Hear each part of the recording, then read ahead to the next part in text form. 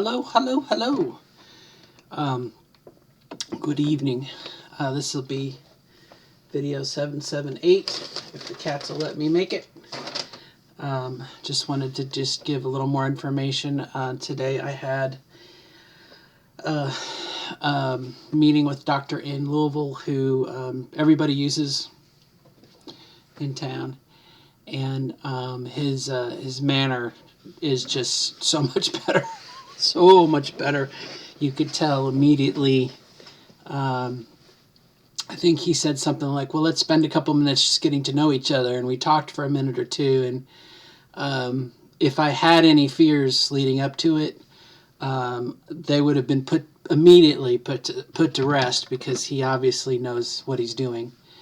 That's probably why he's very popular and why everyone goes to him. But it turns out that the pharmacy, they did actually go to local pharmacy, even though I asked, do they not? But it's okay. You know, take what you can get. And so, of course, the pharmacy is out of Del Estrogen. Okay. Now I'm sitting on like 6 vials of Del Estrogen. However, they're from 2018 and it's like 2021. So they expired in 2019. For all I know, this is just like oil and whatever chemicals it has broken down to. I don't know what the half-life is of Del Estrogen. Like I said, for all I know, it could be rat piss and monkey turds in here. I don't care. I just injected myself because I wanted to do it. I wanted to, you know, hey, I can do this. I'm going to do this.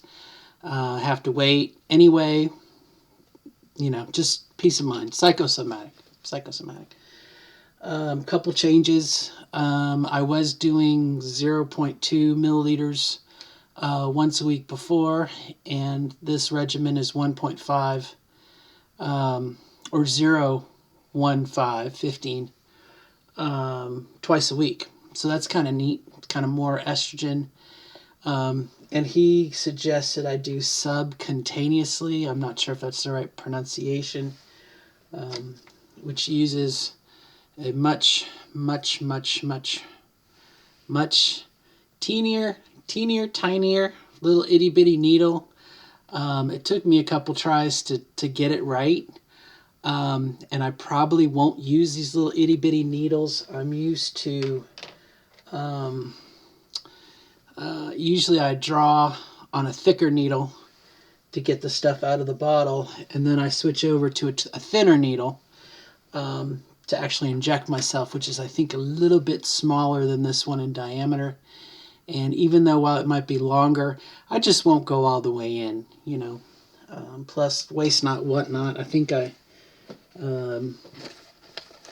many's in here? Probably 100. Yeah, the BD Precision Glide.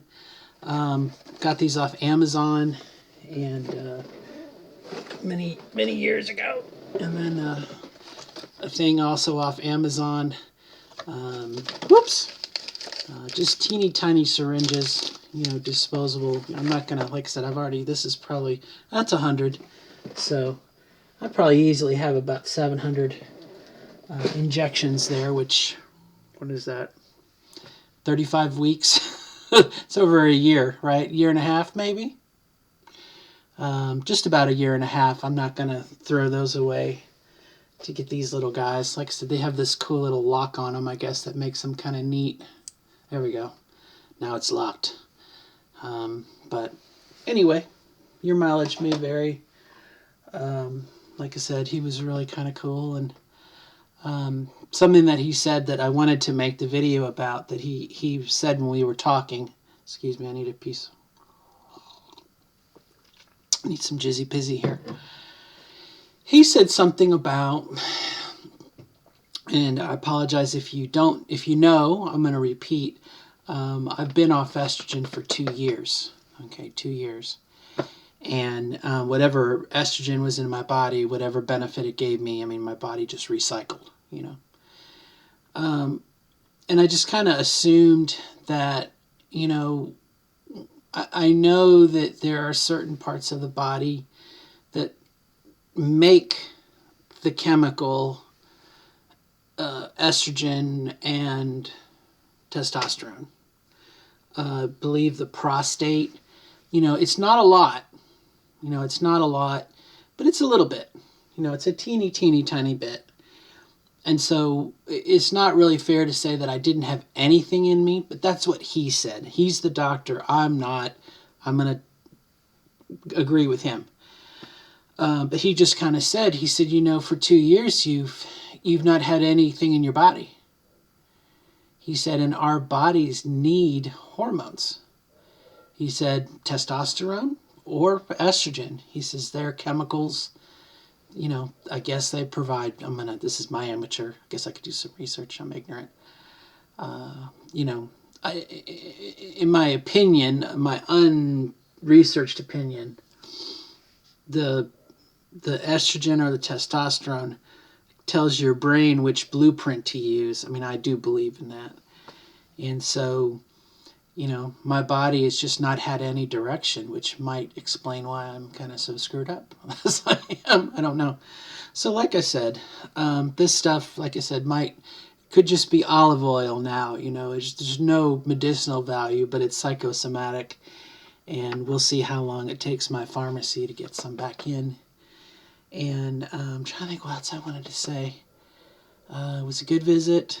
We had a good talk. Kind of a get to know you, your family history. He did say that the blood clot that I had, the size of it, should have killed me, which dodged that bullet. The blood clot got into my lung, and I guess it should have killed me, and it didn't, so that's good. But he said that, what else? Oh, he said this thing too. He said, doctors don't want to do something that will complicate or add to a condition, okay, which I think is why my hematologist was like, no, I'm not going to do his voice. No, you should not be on estrogen. Never, never, never. Forget it. Get out of your head. You're never going to be on estrogen for the rest of your life. That was his take on things, because he did not want to complicate the situation. But what this doctor said to me today, he said, if a woman who has a blood clot, the treatment for that isn't to then irradiate her, to remove her. I'm sorry, I'm drawing a blank. I'm so excited. Not urethra. That's what I have. I have a urethra. Maybe we both have a urethra. Anyway, just because a woman, and I guess a cis woman, assigned female at birth, because she has a blood clot, then that doesn't mean the next procedure is to go in and surgically remove the things in her body, I guess the ovaries, that generate estrogen.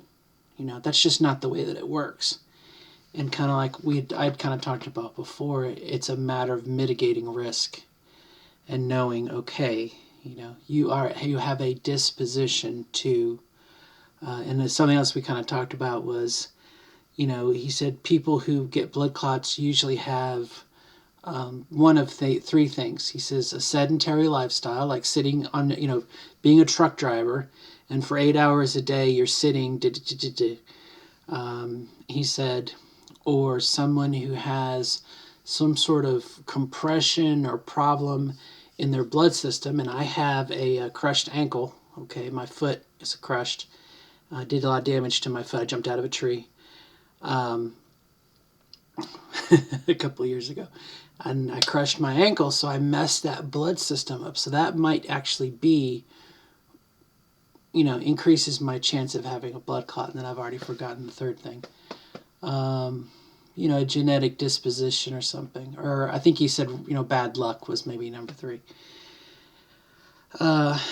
And so anyway, short of it is we're moving forward, and I'm really excited, and I'm looking forward to just kind of seeing what happens. And like I said, even if this stuff is not potent, it's lost all its potency. It's just olive oil in a jar. I don't care.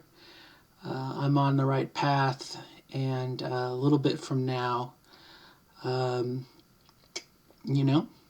come in next week, next month, next year. I don't care. we're on the right path, and so that's really kind of good news. I think I've shared everything I wanted to. Talked about that. And the other thing that I will say is,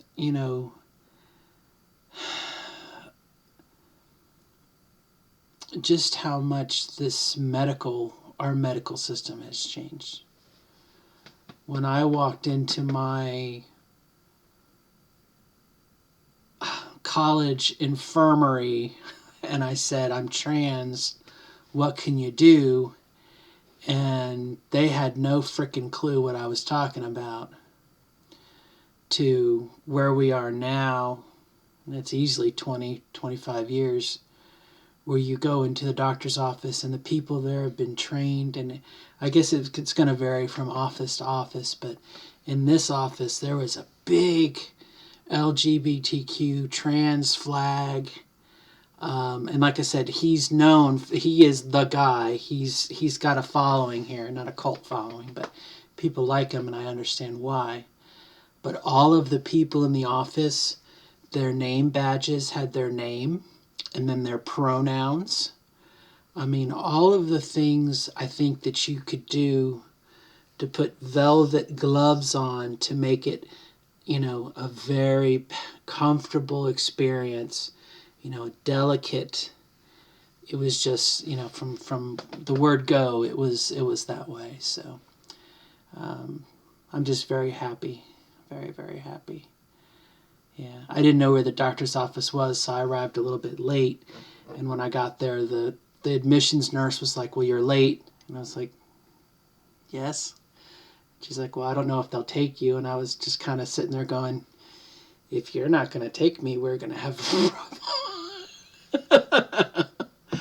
And then the other thing that I thought was really kind of neat is he kept on calling me Karen. So I guess I got to be Karen now. I can't fight him. He called it. So I think that was kind of neat. Anyway, it was a good experience. Happy. It's good to have some happy. And that's about it. So I'm going to sign off. And my other project of the evening is to fix my little birdie. My little kitty cats destroyed it. And that's okay, because they're cats, and that's what they do. And I'm going to see if I can get this thing fixed. But anyway, good luck to you. And bye-bye.